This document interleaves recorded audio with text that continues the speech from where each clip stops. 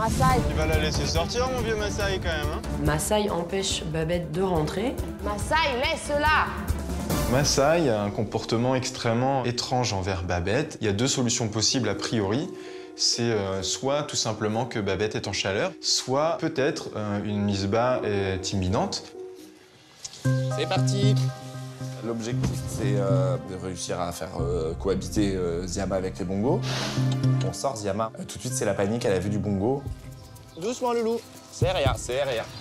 Au moindre mouvement de porte, il panique. Ah, c'est chaud. Il est hyper flippé quand même. On peut rien leur imposer, en fait. C'est les animaux qui choisissent, donc on va aller à son rythme, mais c'est lui qui va nous imposer son rythme. Ce soir, j'arrive en coulisses avec Jeanne, avec notre femelle Nandou et notre femelle Capybara. Quand on arrive au parc avec un nouvel animal, il y a toujours du monde, on est toujours content en fait. À la fin, hein, la ninette. Hein.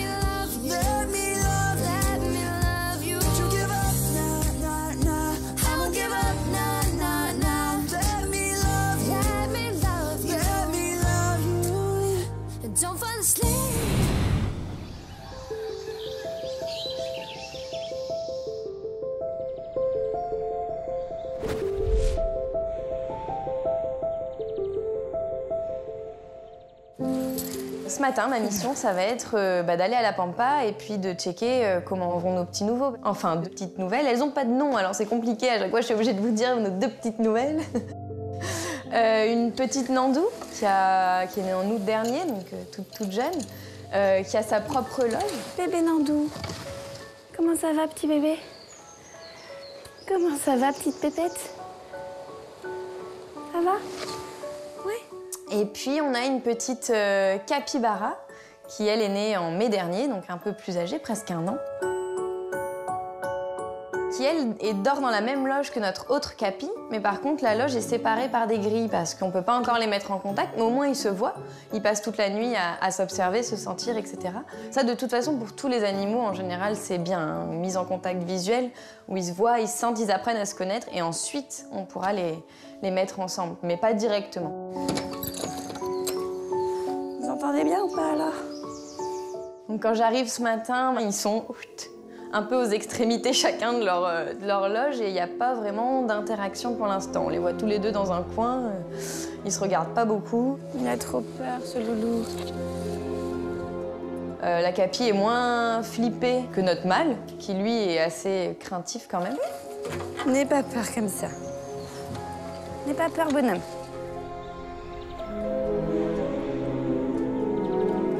La petite Nandou va rester dans sa loge tranquillement. Et la petite Capi, elle sort pas sur l'enclos, elle va sortir juste dans le couloir, dans le pré-enclos. Bon, ma petite mère, est-ce que tu veux sortir? Ou pas? L'idée, c'est lui permettre de pouvoir voir les autres. Comme ça, elle débarquera pas le premier jour sur l'enclos en se disant « Tiens, c'est quoi ces gros machins ?» en voyant un tapir. De toute façon, on te force pas, Louloute, hein? Je te laisse ouvert. Si tu veux sortir, tu sors. Si tu veux pas, tu sors pas. Alors, il faut savoir que cette petite Capi, je sais pas si c'est qu'avec moi ou si c'est avec mes collègues aussi, mais moi, quand je lui ouvre, elle bouge pas et elle est même assez flippée. Petite mémère, on sort aujourd'hui? On va te laisser tranquille, on va voir. À mon avis, c'est plus de la crainte par rapport à moi parce qu'elle me connaît pas encore. Donc, c'est à moi de prendre le temps et la patience et c'est comme ça que je vais acquérir un petit lien avec elle. Love is strange. Oh, When there's beauty on the inside, the outside, there's nothing to change in the life that I know. Résultat, bah, elle sort. C'est super. Ça veut dire qu'au moins, elle sort de sa loge, elle va découvrir un petit peu l'environnement et puis elle voit au loin ses futurs camarades de Pampa. Everything you'd ever need, the life is not frightening when you are with me. Oh, 'cause love is not always what you think it'll be. Love is strange. Donc la prochaine étape à la Pampa, bah, c'est d'abord de faire sortir la petite Nandou parce que c'est beaucoup plus facile les mises en contact de Nandou. En plus, on n'a que 2 femelles sur l'enclos, puis c'est une femelle. Et puis plus tard, on fera la mise en contact de la petite Capi, pareil, peut-être d'abord seule avec son mâle et ensuite avec les autres. Donc à voir. À voir comment ça se passe.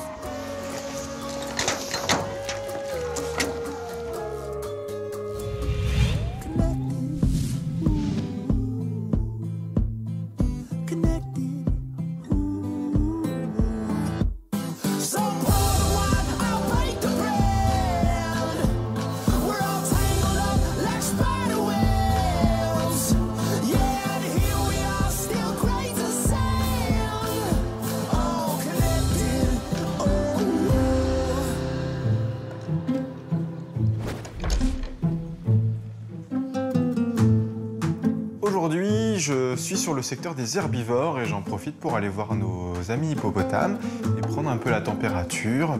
Allez, mon gros sac. On ouvre? Un massage tout. On a repris notre routine, tous les deux sortent la journée et tous les deux rentrent le soir. C'est bien, Babette, c'est super ça. Babette? C'est bien les gros sacs? Je me rends vite compte que ça va mieux chez les hippopotames, les tensions sont descendues, les pulsions de Maasai aussi, et je retrouve des hippopotames qui sont, comme on les a quittés il y a quelques semaines, plutôt doux et calmes. Babette, du coup, pas de petit depuis ces derniers jours, donc voilà, on ne sait toujours pas, on est toujours dans l'expectative gestante ou pas. Voilà, on attend la bonne surprise, c'est difficile sur des gros animaux comme ça vraiment de savoir. Donc on se laisse un peu porter, pour l'instant tout va bien.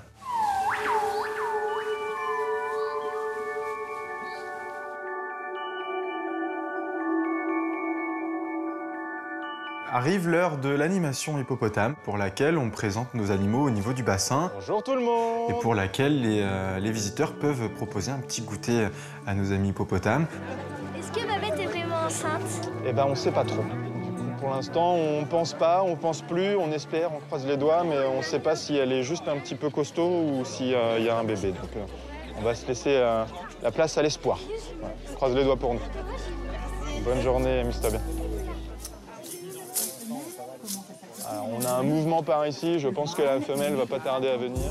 C'est super cool de voir les hippopotames hors de l'eau, puisque ça nous permet vraiment de prendre conscience de leur gabarit et vraiment de leur masse.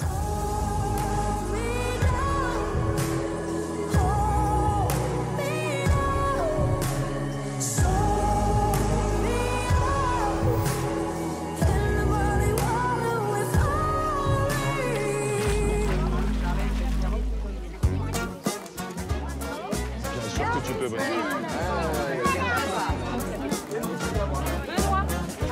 Je vous souhaite une bonne journée. Merci à vous aussi. Amusez-vous bien. Une fois mon animation hippopotame terminée, je me dirige vers les hipponains, puisque depuis plusieurs semaines maintenant, on a entamé une procédure de mise en contact visuel entre Ziama, notre mâle hippopotame nain, et ses amis bongos qui sont sur le même territoire.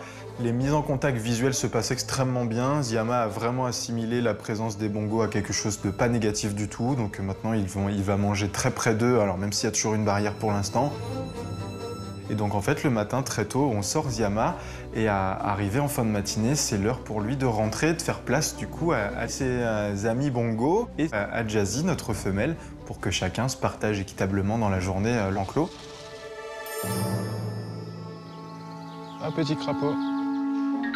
Allez, t'es sage, on va se faire entrer le loulou. Allez, Ziam! Viens, Ziam! Allez, Ziam.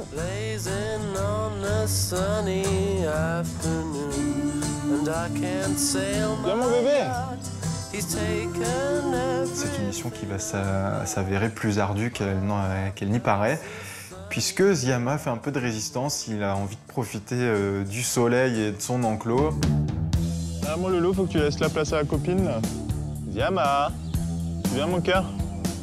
J'insiste pas vraiment non plus 1000 ans, parce que de toute façon, s'il n'a pas envie, bah, c'est lui qui décide.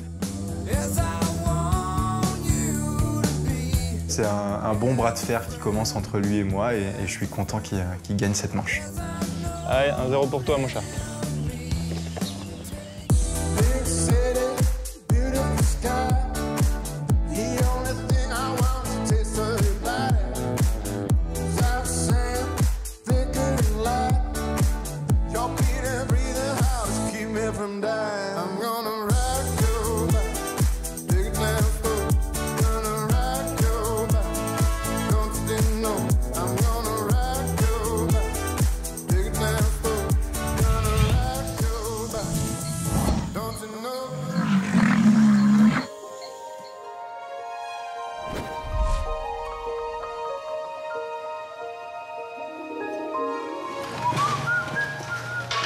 Bis, tu viens découvrir ton 4e box. 4 chambres. 4 chambres. Plus une piscine. Ce matin, je suis avec Antoine et la mission au Rhinocéros, ça va être de proposer le 4e et dernier box à Bis. Allez, Bis. Encore des choses à découvrir dans ce bâtiment. Ce changement de box pour Bis, tout simplement parce qu'en fait, d'ici quelques jours, nous allons accueillir notre 2e rhinocéros et la trappe pour accueillir le déchargement de l'animal se situe sur le box où dort actuellement Bis. Sachant que nos animaux, on ne va pas les mettre en contact tout de suite, il faut que notre ami Bis aille dormir dans l'autre box pour qu'on puisse décharger Bali le jour de son arrivée. Attention à toi. Attention, Bis. Oh, dodo boy. Bis. Oh, mais qu'est-ce que c'est que ça? Oh, baby boy. Good job, beau. T'es un mignon. Alors, est-ce qu'elle te plaît, ta nouvelle chambre? Bis, c'est vraiment un bon rhino. Il a complètement accepté son environnement et c'est plutôt positif. C'est une autre étape dans sa découverte du bâtiment. Est-ce qu'il y a un coin qui te plaît plus? Ah ouais, il va falloir qu'il choisisse son coin. Oui, par là, c'est aussi une autre sortie. Curieux. Bis est beaucoup plus calme qu'il était au tout début. Nous a assimilés comme ses soigneurs et comme du positif. Oh là, mon beau boy. C'est vraiment un chouette rhino. Oh là, t'as inventé ça.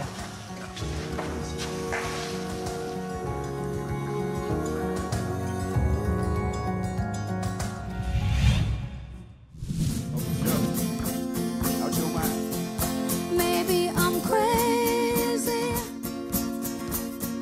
Maybe you're crazy.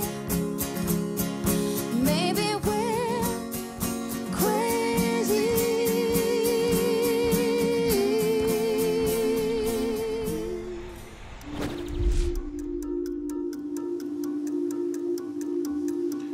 Cet après-midi, on a tous réunis, l'objectif étant de trouver des musiques pour le spectacle Otari.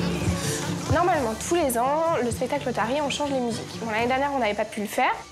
Là, cette année, du coup, toute l'équipe est mobilisée pour trouver des idées de musique pour qu'on change vraiment les musiques de spectacle. Là, les gens, tu les feras... Ah si, elle est bien. Il faut que les gens soient encouragés à applaudir, qu'il y ait même une bonne ambiance, mais pas que ce soit non plus trop ambiance. Faut pas qu'on se croie en discothèque. Donc il faut qu'on mette de la musique qui est moderne, mais sans être trop moderne, qui bouge, mais sans trop bouger. Bérénice a une liste déjà avec des choix, des idées bien fixées. Bon, il y avait celle-ci pour le temps.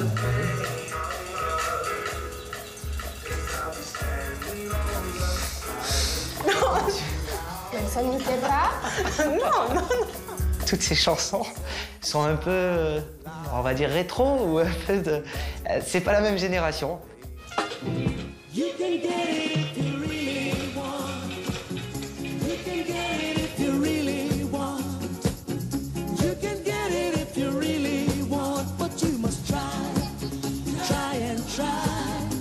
On dit rien, mais des fois il y a des petits sourires ou des petites têtes qui montrent que cette musique ça nous plaît pas. Moi j'aurais bien aimé que ce soit des musiques jeunes, des musiques qui bougent un peu, qui motivent tout le monde. C'est la différence de génération entre nous trois et Bérénice.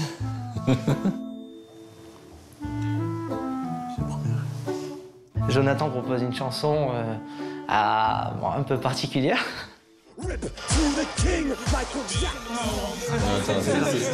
C'est parce que tu Party out the sorrow till tomorrow morning happens. We pledge allegiance to the DJ.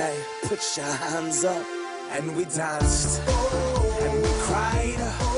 Non mais je vous dis tout de suite que c'est non. Mais on vient de foirer la chanson totale. On a mal amené le truc. Ça, c'est mort. C'est laquelle qu'on disait pour le jonglage de Jimmy? Sérieux? Non mais dites-moi, vous êtes pas sérieux?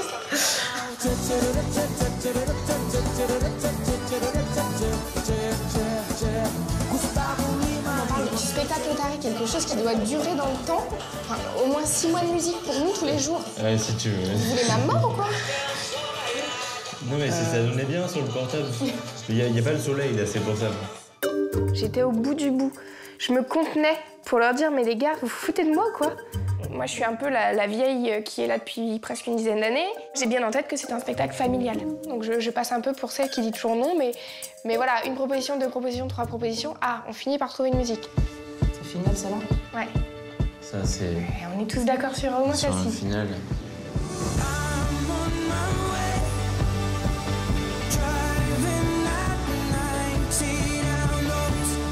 Ce qui serait bien, c'est qu'on se dise, allez, dans une semaine grand max, les musiques, elles sont prêtes. On n'a pas fini de se refaire des réunions comme ça, mais on va finir par trouver, c'est sûr.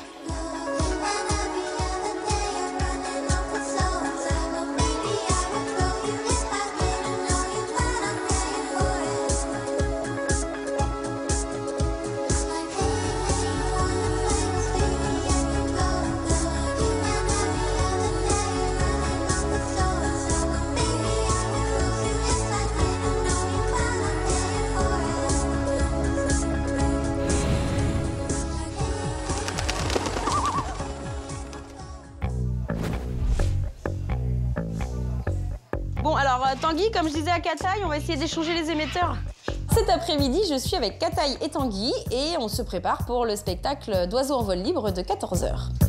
On fait comme hier, tu fais les 2 perroques? Si tu veux. Barbara est au micro, donc sur la pelouse. Kataï va sortir les gros au fond, donc les pigargues et les vautours. Et moi, je vais être en face pour pouvoir réceptionner tout ça. Allez, j'y vais. Oula. Bon, bah on fait... Vas-y, referme. Bonjour. Alors, on va avoir besoin d'un passage, s'il vous plaît. Quand j'arrive sur l'aire de spectacle, c'est gros bain de foule.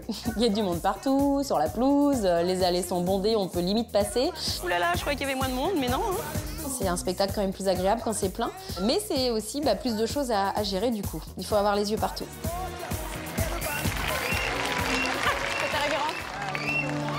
Bonjour à tous et bienvenue dans le monde des oiseaux. On commence le spectacle par les perroquets, donc notre petit Eclectus Saphir et Moon et Sun les cacatoès. Alors Saphir, notre petit Eclectus, c'est bien sûr un mâle. Allez filles, tout va bien. Voilà. Et là, elles ont eu peur d'un truc, on voit direct qu'elles tournent un peu sur le site, elles font leurs petits cris, tout ça. Donc là, on se dit, tiens, il y a quelque chose qui leur a fait peur. Là, vous avez entendu leur cri d'alerte. Je ne sais pas ce qu'elles ont vu. Parfois, ils voient des choses que nous ne voit pas. Ils ont une très, très bonne vue. Je devine que voilà, quelque chose leur fait peur, mais sur le coup, j'arrive pas forcément à voir ce que c'est. Ça fait peur? Oh, ça va beaucoup mieux puisqu'elles ne pensent plus qu'à manger. Ça redescend assez vite quand même au niveau de la pression, donc on leur refait un passage ou 2 et puis on décide de les rentrer pour passer aux oiseaux suivants. On va d'ailleurs pouvoir les saluer. Donc après les cacatoès, on reste en Australie avec nos amis les kookaburras. Et eux, pareil, en fait, dès qu'ils sortent, on se rend compte qu'ils regardent énormément le ciel. Donc pas facile au début de voir ce qui les inquiète, mais on arrive quand même à distinguer un petit point noir très très haut dans le ciel. C'est un oiseau qui s'éclate tout simplement là-haut. Et je pense que c'est ça qui a effrayé les cacatoès et qui inquiète aussi visiblement les kookaburras. Les oiseaux ont une vue tellement développée que parfois ils voient le danger avant nous.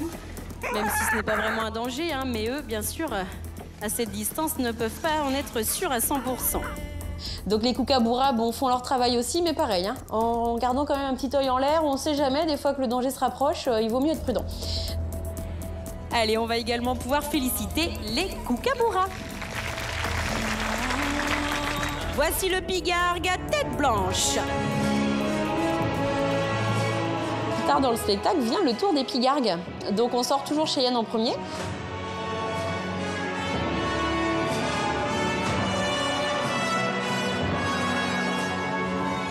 Et là, on trouve pareil, Cheyenne un petit peu inquiète. Elle regarde un peu partout, elle chante beaucoup.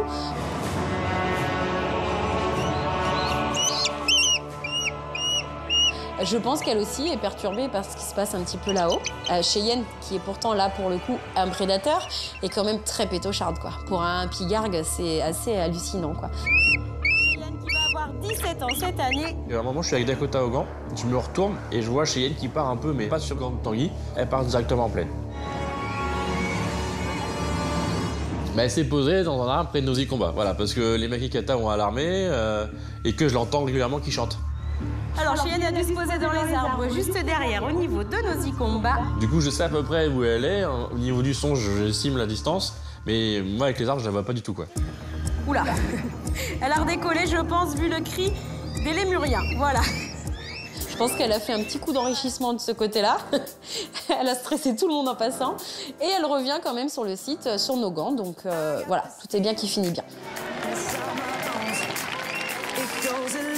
Alors on termine le spectacle par le vol des cigognes, comme tous les jours, comme à chaque spectacle. Nos cigognes qui, en ce moment, il faut clairement le dire, sont pas très très motivées, quoi. Nos cigognes sont en pleine saison des amours. Elles ont plutôt envie de construire un nid et de reproduire que de voler. Et parmi nous, d'autres, je l'espère, vont prendre... Ça veut pas trop voler. Ça reste sur la volière, ça reste en tourelle, ça reste sur les arbres, voilà. Donc non, c'est pas... Voilà, on n'a pas un super bol, après elles sont présentes, elles sont là. Elles ont tout simplement envie de construire leur nidienne sur le site et ça vous donne l'occasion de les voir de plus près. Et elles se posent toutes sur la pelouse, en attendant que je descende de ma tourelle et qu'on les rentre. Donc voilà, je me dis qu'au moins, elles manquent pas autant de liberté que ça, hein, puisque quand on leur propose, elles ne la prennent pas. La cigogne est également un oiseau mythique. En Afrique, on dit qu'elles sont de déposer les bébés devant les portes des maisons. On espère qu'elles vont se calmer un petit peu au niveau de leurs ardeurs rapidement et qu'on va pouvoir les présenter en vol. Ce serait pas mal quand même. Elles sont tellement belles en plus en vol que ça nous manque. Et c'est donc avec les magnifiques cigognes blanches que s'achève notre spectacle. J'espère que tous nos oiseaux vous auront fait passer un agréable moment. Fin de spectacle, moi je suis satisfaite, dans le sens où même si les oiseaux ont eu des inquiétudes, il n'y a personne qui est parti. Il nous manque personne là au comptage du soir.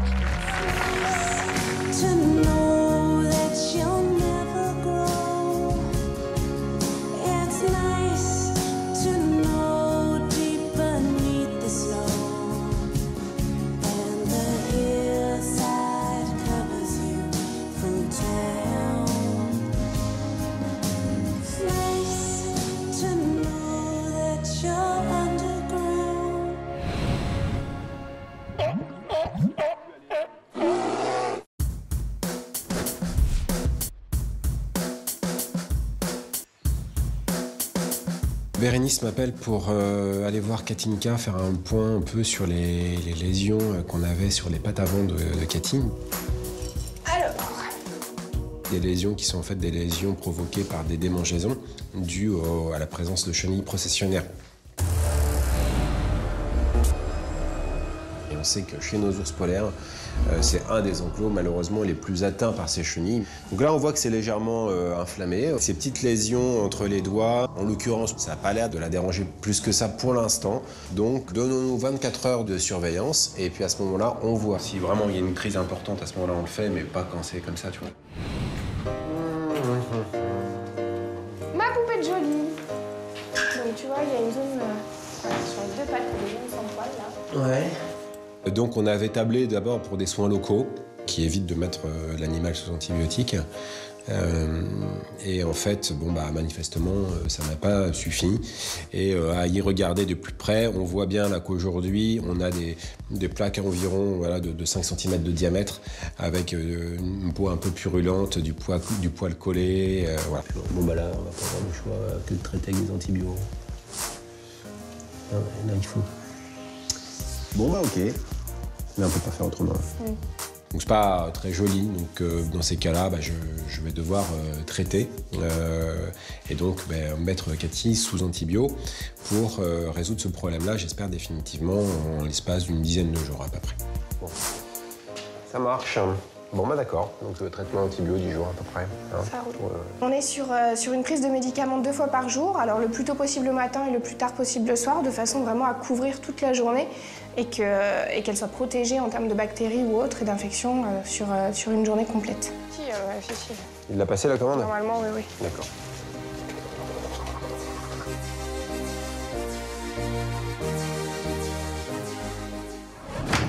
Ce matin, c'est le jour du rappel de vaccination d'Iringa.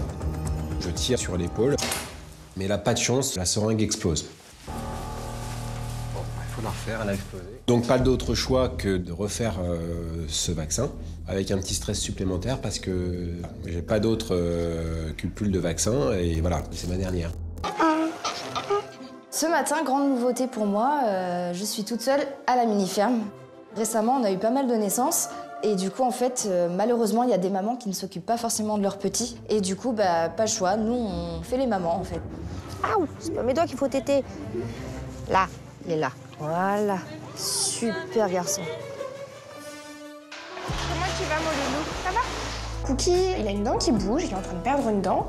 Donc l'idée, c'est vraiment de mobiliser la dent de Cookie, la faire bouger un petit peu tous les jours, de façon à augmenter les chances qu'elle tombe par elle-même sans qu'on soit obligé de passer par l'acte chirurgical. Donc voilà, avec une petite pince adaptée, tout doucement, je bouge un petit peu, je tire un peu